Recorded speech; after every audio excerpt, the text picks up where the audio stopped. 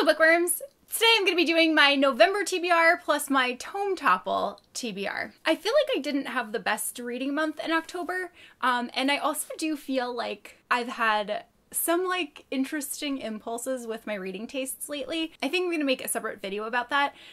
So my November TBR feels kind of like it's all over the place. There's a whole bunch of books that I really want to read, and then there are the ones that I'm I definitely without a doubt want to get to. And then there are some other ones that I'm this is intriguing, but I don't necessarily know if I will read it or if I'm gonna read something else. So anyway, here we go. So as you guys know, I have been trying to read a classic book every month. So for November, I am finally going to be reading Pride and Prejudice by Jane Austen. I believe this has been on my TBR in the past. This is one of my reading goals for 2017 was to read Pride and Prejudice, and now that it is November, I'm kind of running out of time.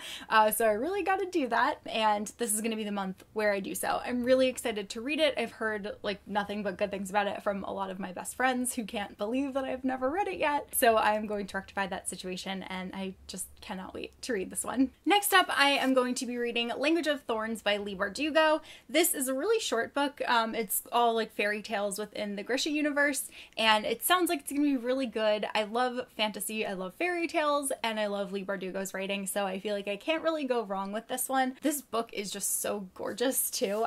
I'm obsessed with this cover, and then when you open it, the naked book too is probably one of the most beautiful that I currently own. The next book that I've pretty much been dying to read since I first heard about it is If We Were Villains by M.L. Rio.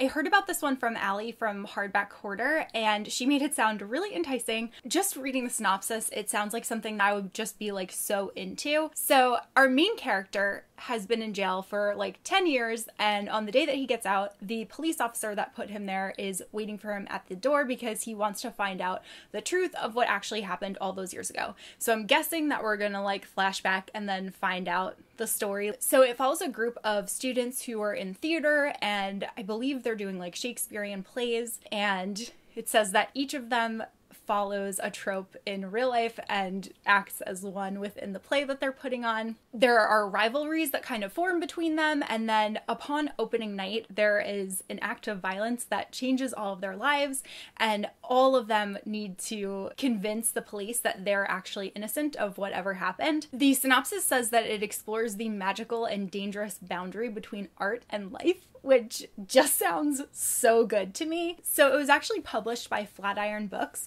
and I have been finding that I seem to really enjoy the titles that they've been putting out this year, so I'm pretty confident that I'm gonna love this one as well. They published Caraval, which I loved. They're publishing The Hazelwood, which is now one of my all-time favorite books ever.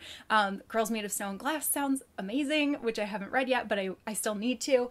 But this particular one just really got my attention, and I am so excited to read it. Next, I have a book that I have been waffling about reading or not, and that is Turtles All the Way Down by John Green.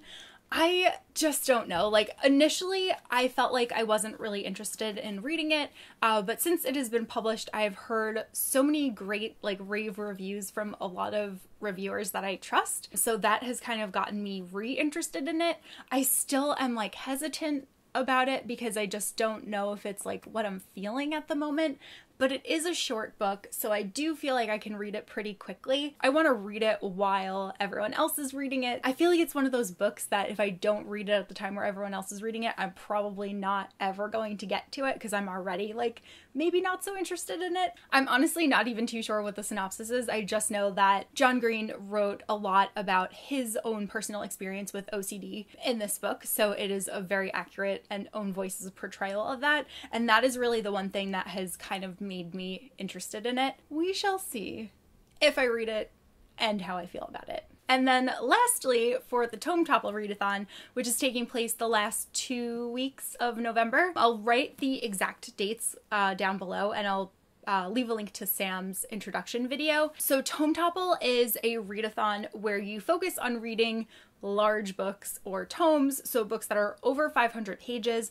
or a graphic novel that is over 500 pages. I definitely want to read at least 2 books for Tomeopolis, but I haven't settled upon the second one yet. But the first one, if it is the last thing that I do, it will be to read Leviathan Wakes by James S. A. Corey, because I have been saying that I was going to read this book for the longest time, and I still haven't done it. It was on my last Tomeopolis TBR, and I didn't read it, and I am going to do it this time. Like, this is the first thing that I will be picking up, and everybody should yell at me online if they see that I haven't started reading it yet, because this is like complete top priority for me. It's also one of the books that I included in my 10 books I want to read in 2017 video, and I am going to do it. Like, no excuses. It's happening in November, I swear. So yeah, I'm pretty excited to read it. I actually have been thinking that the second book that I might read for Tomeopolis is potentially the first book in the Game of Thrones series, but I'm not 100% sure if I'm going to, but that is my top second choice at the moment. But whatever happens, this one will be read. So those are a couple of the books that I am planning on reading in November.